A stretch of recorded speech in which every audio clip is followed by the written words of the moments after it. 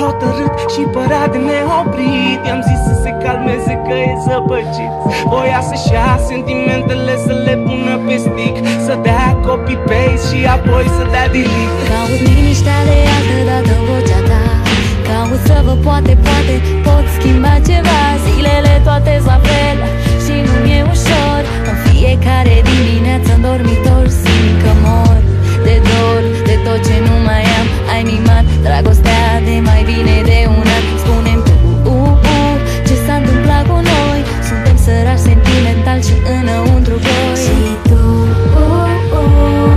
ești ca aerul, mi-ai rănit sufletul. Bravo!